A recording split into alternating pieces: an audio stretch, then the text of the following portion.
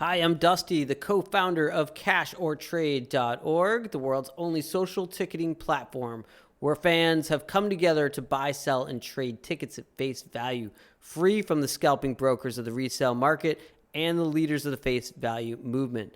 I want to thank you all for joining us and working together to disrupt the ticketing industry. So I'd love to tell you a little bit about Cash or Trade. It's a fair ticketing platform where fans have come to make a post, whether they're looking to buy, sell, or trade a ticket. The second they list, it will send an alert to anyone who is looking. They can click on the alert, hop into a conversation, and commit to buy. Once they commit, the money will be held in escrow by Cash or Trade. We'll securely transfer the funds, and we will validate the ticket. You can transfer, then leave a review. It's a lot like Airbnb for tickets. So embrace the face and see you at Cash or Trade. Why can't every day be like this? No simple road. Yeah, no, I've been on that road too.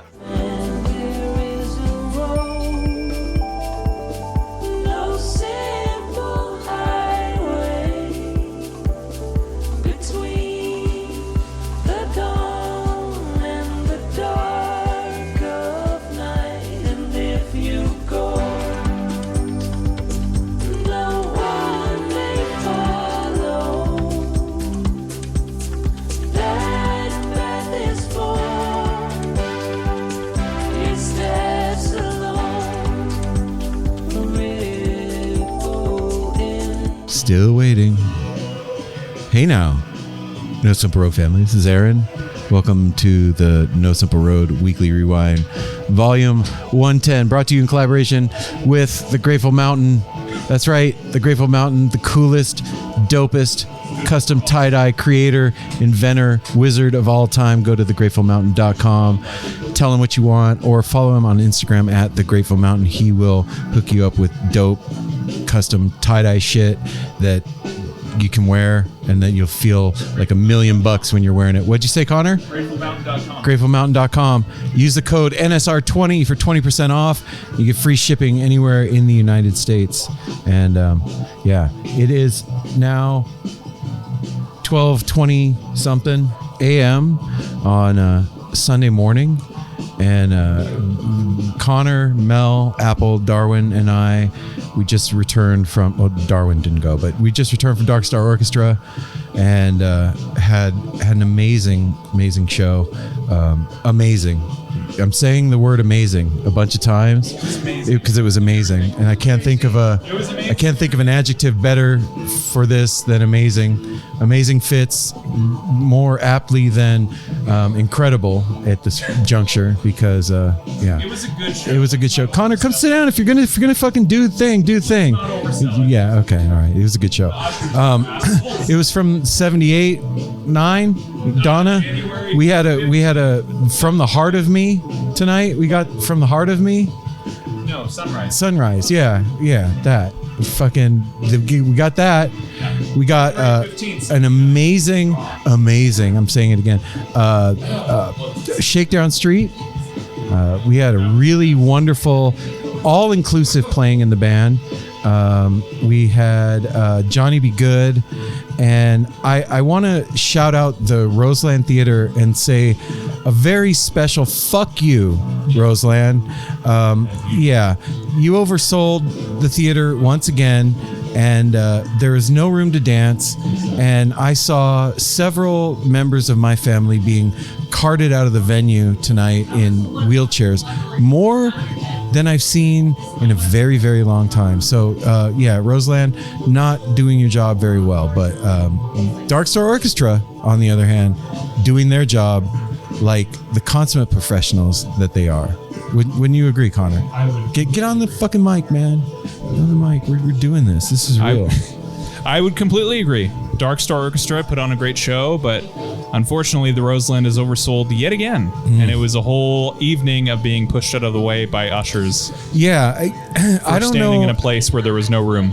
I don't know how it is that I always end up in the place in the venue that's like the middle of the freeway. Yeah. I had to leave. I had to leave in the where? first set. Well, no, I didn't leave the show, but I went to the back right where the fan was for... One fan, he was just back there like, yeah, dude, go. No, the blowing fan. Oh, When okay. we were at Disco Biscuits back in Oh, 23. yeah, okay. It was in that area. There was room to spin around and dance, but even that became too crowded because it was so oversold. Yeah. When we went to the balcony, got kicked out of the balcony, and then I went left side, which I was have- great until the fire marshal people came and pushed us I out. have never seen that many people being rolled out of a venue in my life. It's kind of wild. Yeah. Kind of wild. It was hot. It was dank. It was tight. But nonetheless, magic happens regardless of us being packed in there like sardines. That Shakedown Street. I felt like that was when the show started. Yeah, Tonight, like for me. the first set was just like Grateful Dead music. Yeah. And then Passenger was a good treat. yeah, I really liked that. yeah, Passenger was good. But I feel like when they got to the Shakedown Street, that's when things kind of broke open. Yeah, for me, that was the highlight of my show. That's where I was dancing free. That's when it was happening for me, and we had room. Room. There was room on the left side. I was spinning around in circles, getting down, hot footing it. They got into a funky pocket, towards the end of that. It was really great. But by Terrapin Station playing in the band, they were kicking us out because people found our spot. It got too crowded. We were blocking the bathroom entranceway. Whatever. It's so hard. Going to shows is it's definitely a skill. Mm-hmm. Like you have to be aware of your surroundings, especially when it's that crowded. Yeah. And like understand that people need to move and your space isn't your space. No. And you can feel it when you're not in the groove with that. Everybody's bumping into you, but as soon as you click into the thing, you're like a wave. Oh yeah, you're one with everything that's going on, and in a situation like that, it's just better if you've got to move through the crowd, just dance through the crowd. Yeah, man. And know what I mean? Hey, don't spill your beer on people's backs. No, or that was water. that No, landed on your back. no. Some dude came up behind me and like spilled his half of his beer on my back, and I was like, "Look, dude, I am really happy to share space and dance with you, brother, but I don't want to wear your beer." No, especially that early into a show. Yeah, come on, man, keep it together. I mean, I'm high as a kite, and I got a cap on my bottle of water. Yeah, imagine if you were sober. Oof. There would have been a fist fight. Oh yeah, well, I saw the guy next to me. Somebody slammed into him, and I saw him like react. That like his hackles went up, and I looked at him. We made eye contact, and I kind of just like did the lower gesture, like to him, and he looked at me. He was like, "Thanks, man." I was like, "Yeah, I saw that, dude. I saw you were about to pop off." Yeah. He's like, "Oh no, I'm good now." Yeah, the kids that I was with, I mean, they're a lot of fun, but they're even younger than me. Like they're getting into the Grateful Dead thing after COVID, and they're like underground age. They're like 21, 22, and they're all tripping, having a great time. But I had to like almost separate a fight in the balcony because of this one lady. She had paid for her seat. She was very pressed that we were standing in the aisleway during set break. She was like, "Are you planning on standing there during the show? I paid for the seat." And I was like, look, if it's a problem, she's like, "I paid for the seat. You're going to block my view." It's like, well, if you're planning on sitting down and you paid for the seat, like we'll be going. And I had to like mediate that situation. Whoa. Because it was like there was a tremendous amount of tension going on between three other people that I was with that were like ready to put this woman in her place. But I mean, Isn't it crazy the right. shit that happens at shows like that? Like there's all these little. It all comes down to a lack of space. Yeah. There wasn't and room for us in the overselling balcony. There venue. wasn't room for us on the side. There wasn't room for us in the back right corner where there normally is room.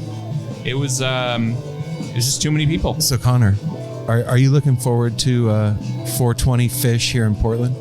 I mean, it'll be okay. I don't know. I'm only looking forward to it a little bit. A little bit? I was 7 days old the last time Fish played. Wait, what? 7 days old. I know.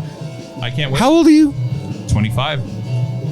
It's been 25 years since Fish has played. I have to tell you something. Like, forget that have recording equipment on right now. Your freak out when we were we came back from the Disco Biscuits and we were partying here at our house. and you freaked out. Fish, but yeah. It was Fish New Year's, but yeah. Was it Fish New Year's? Yeah. Oh, okay. Yeah. They Sure. did the EDM Whatever. thing. Yeah. Yeah. It was the coolest freak out I've ever seen. You freaked out with the most style. I don't know if there was style. It was so much style, Sweaty so grace, 4 o'clock and in the like almost like nothing was happening. You were almost like kidding that it was happening to you. Yeah. You held it together so well. Yeah. I was flabbergasted. What other option is there? Well, I mean, we've seen lots around here. I know. People can break, but like, I mean, you're just gonna get through it. Like, you put yourself in a situation and you're going down a rabbit hole, and you just got to ride it out and surf that shit wave to shore. You know what I mean? Like, and sometimes the shit wave doesn't seem like it's gonna crash. No, if you forget that you've even taken a drug, if you don't know who you're in the room with or where you're at, and you're just did that happen to you? Yep. Oh, I didn't shit. Know no, I didn't know you guys were. It wasn't until you played Chris Rock's No Sex in the Champagne Room that I was like, oh yeah, I know these people. I was trying to like I couldn't ground you. Yeah, it was perfect. It was perfect. Chris Rock, Sex in the Champagne Room pulled you out of your K-hole. Yeah, and Apple getting up and giving me a hug. Like, yeah, it was those two things that brought me back, because it was infinite. You know, when you're what was happening?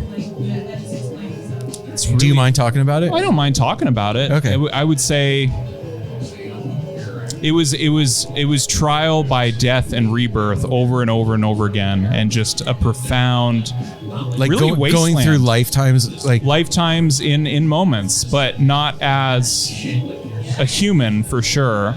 Have you ever watched not as almost anything at all? I remember visuals of like this giant Borg like cube. If you've ever seen like Star Trek: The Next Generation, it was like their cube, but with a tremendous amount of data, you know, which I think is a pretty common thing with ketamine, with that drug. Yeah. But it was a tremendous amount of information, overwhelming. Again, I have no sense of self or who I am or if I've even taken a drug. So it's just profound dissociation. Out of your body. Completely dissociated. Oh, no, there's no self. There's no me. I didn't take a drug. There's no Connor. Right. And that's hard when you're coming back into it and you're like refragmenting the hard drive. Refragmenting the hard drive. It's very strange, and it's very hard. It's hard. It was hard to come to terms. I mean, I was fine. I mean, within on the outside, minutes. You were like just holding pinching the bridge of your nose a little bit, and you looked at Mel and I, and you were like, "You guys didn't look the same at all." Am I going to come back? Yeah. You said, "Am I going to come back?" And I was like, "Yes, Connor, you're already back if you're asking that question." Yeah, because I had just found my body again. I knew that I was a human being on Earth. That's all I knew. And that's hard when you've only got that to hang on to, and you know that there's something that you do. You go to work, you do a job every day, you drive this car, you do this, you know so-and-so, but if the only piece of reality that you have is just that you have a body and you can't connect to any of those other daily things, that's a scary place. Mm-hmm. And even when you opened your eyes and I saw you, I could see you clock us. Like, you locked eyes with me and you locked eyes with Mel, and you were like, I don't know if I'm going to be okay.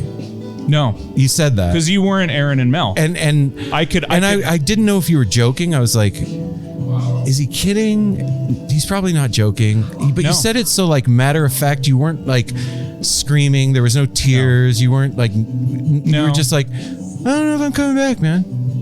And I've never seen in 40 whatever years of doing psychedelics, I've never seen anybody keep their shit together when their shit was completely lost like that. Yeah.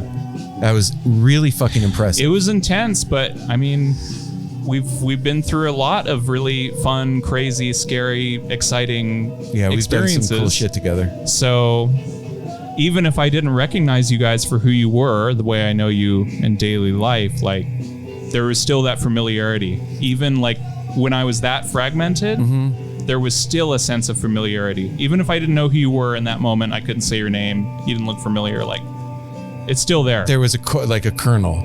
Yep, there was a kernel. It was you guys. Hampton. Between you guys, the setting, being in the house, like as comfortable as it is. Yeah. I mean, it was enough to where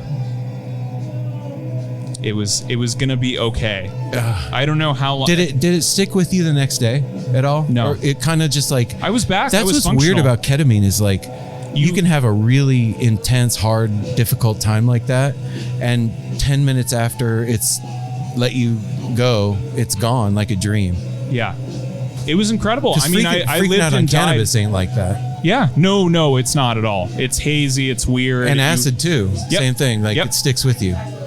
Well, that's why Lily would call ketamine like beyond psychedelics. It's I feel not, like ketamine is a technology. It's like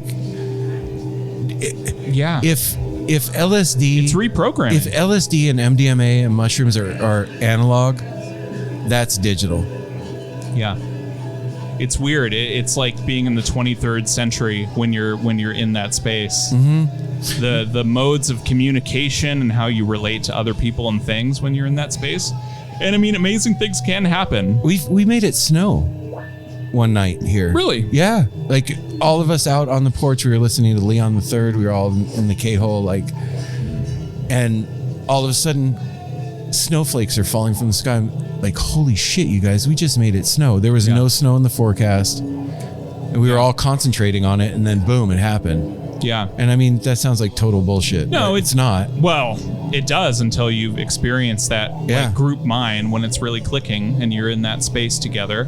It's that sweet spot, you know. And I think it happened to a lot of us after Fish Sphere on the last night. That's what I was just going to say. That night that after was the Fish most, Sphere was... That was the most profound psychedelic experience I've had, and I wouldn't have called it psychedelic if I hadn't had that experience. It's really hard to explain. Because ketamine is like in a class of its own, but it is, in a way, it's more psychedelic than psychedelics. It's like, it's meta. It's like psychedelics cubed. Do you know what I mean? It's like, I don't know. Indica acid. Like, you know what I mean? Like, yes, it's really, that's a really good way to say it, Connor. Yeah. Indica acid. Yeah. And I never thought about that before. Yeah. It the way that it takes your mind apart and takes you away from your normal route of conditioned thinking. Yeah, it's temporary rewire. But I don't know if it's temporary, because I've noticed, like with taking Molly or mushrooms, you can have like this great epiphany in a trip and feel great, and then 2 days later, when your serotonin's dipped and you're, back to reality, it's like, fuck, did that even happen? You have like a ghost of a shadow of a memory of the thing that went down. Yeah. Was that the right thing to do? But with ketamine, it's just like, I'm like this now. Yeah. Like, okay, now it's satisfying in a way. When it's good, it's satisfying. Yeah. And like, it doesn't, there's no, what's the word? Entropy is the thing I'm looking for. Like with the other stuff, there's entropy afterwards. Like it dissolves. There's dissolution. Yeah. But with that, it seems like once you go all the way out into the K-hole or whatever the fuck that is, and then come back, you're being reprogrammed when that happens. And that programming is permanent. I feel like ever since, this is going to sound silly, but like since we started dabbling with ketamine, I feel more in control of my life than I ever have. Yeah. From a like meta standpoint. Yeah, I mean, you've gained knowledge and you've learned things about your mind. I mean, it makes sense. You know what I mean? Like you've traversed new areas that you didn't think and understanding things of like how speech has power, how our words are manifesting, how we're always casting spells with our words, how our thoughts create the reality that we're living in, how we are architects and manufacturers of our reality 100%. And that stuff always seemed like an ephemeral kind of distant unknowable kind of weird woo shit. Woo. But then ketamine like came and like this makes sense. Colored inside the lines for that, and like, oh, here's the technology. Oh, this makes sense. Yep. Yeah. Here's how we do it. Yep. Here's how we build it. It's concrete. It's very tangible when you're in it, and it's working. Yeah. It's really, yeah. I can't believe that I could even pull off hitting the record button right now. That's good. But I think we should take a break, or at least a break, because I have to pee. All right, pee. This week on No Simple No's. Yeah. Apple blew up. Apple blew up out his elbow. Not again. Hi, Mel. Hi. What are you doing? I just got done with another work. What was the other work? Well, I'm glad that you asked. It's my healing work, the work that I do for no money, the work that I feel inspired and led to do. Yep. Apple's sick. Apple wasn't feeling good. He's got the sniffles. He's got the right sniffles. His belly hurts. He left the fucking concert early. Left us stranded. Apple, you left us high and dry. He was going to keep sleeping. We had to and then Uber with balloons. We were like, listen, dude, come sit down, pull that other awesome Ben and Tiff chair out. Let me get behind that. I got my stool from the other room, and I got your cute baby, your Squishmallow. And his name is Winston. I got Winston. And then me and Apple What? we went to town People want to know. Well, now that sounds You weird. went to town. What are you saying? we went Huh? to town on that sickness is what I was going to okay. say. She means Salem. Got it. No, again, sometimes, I feel inspired to. Is it like Reiki? Well, I mean, I guess Reiki's the best thing to call it because everyone knows what that means. Like, nowadays, but it's really just kind of like your own form of self-healing and being a channel for like the current of healing energy to flow through. How'd it feel, Apple?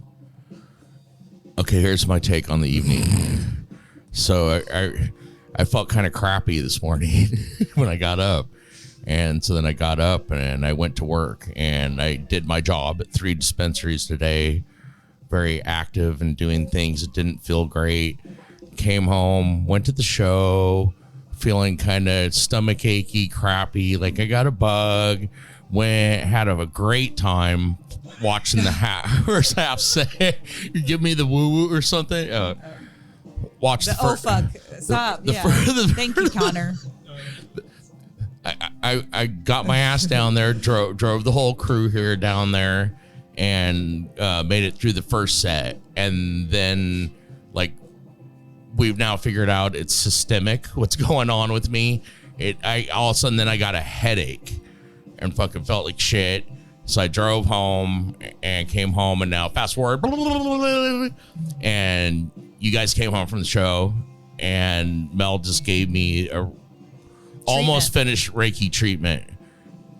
I was ready to go. I felt like I was getting the flu, and I needed to curl up, like I got a bug, and just succumb to it tonight, and I didn't. And Mel's gave me aromatherapy and Reiki. Sometimes it do be like that. It feels like she peeled it was like a black, wet, nasty like wash rag that was like pulled out of my fucking wet, brain. Nasty wash rag on your head, bro? I don't know, dude. That's what it felt like. And then on my arm, then down my arms, and it like blew out my elbows. You know what I'm talking about? I know, dude. I don't have any idea what you're talking about. Pushing that negative, fucking weird. That negative energy. That's, you feel it, like the negative energy and the sickness. Negative energy. What is it? The things you go. What do you call it on the frighteners or whatever? The frighteners. Harry Potter shit. Come on, Connor. I'm retarded. Yeah, you are.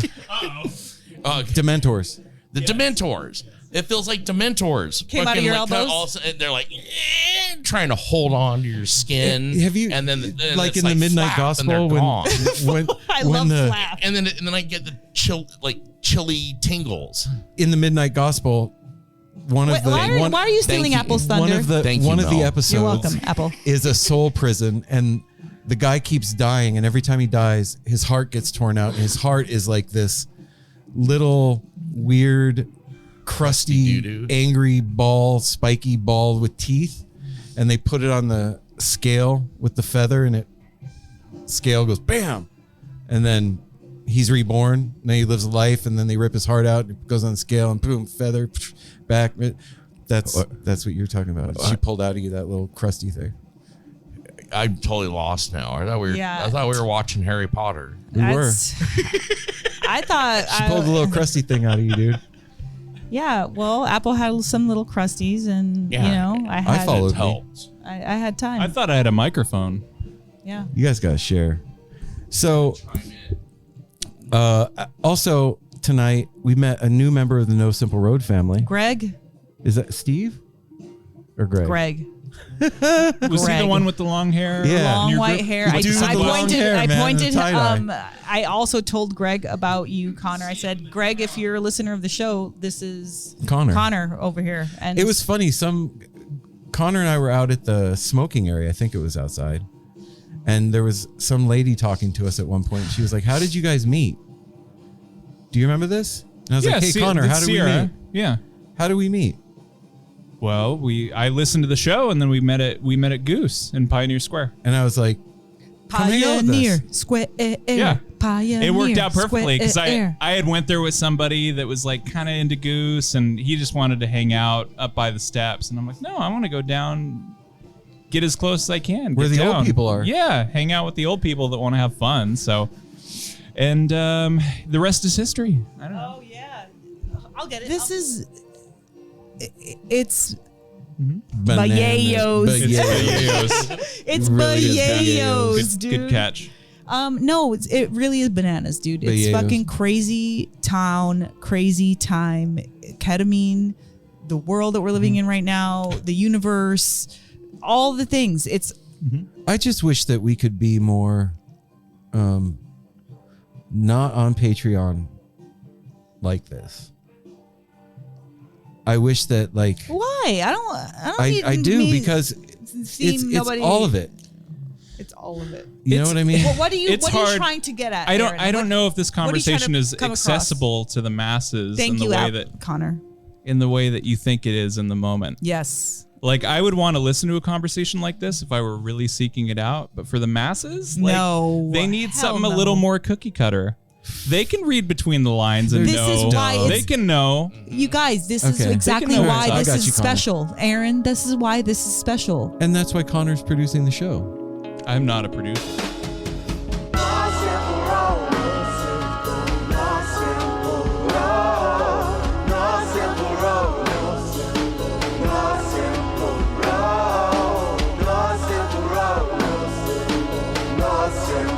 Like twist and turn, the mission turning, it's a journey. Wish the word is many problems, but it's a burden. Family needs has been deferred, and hell of me has been the earth, and alchemy can bring the birth, the melody of a new born. So persistent, so resistant, so insistent, so commitment, so resilient, or haven't you learned it? No simple road. No simple road. No simple road. No simple road. No simple road. No simple road. My windshield is shattered as I focus through the spot in the corner that is still intact. The react is both a defense mechanism as well as a fear. We've traveled this road before, so we may think, but it's a tad bit of strange similarities that feed an A equal A complex. The fears of your past do not equal the perplexities of the current road.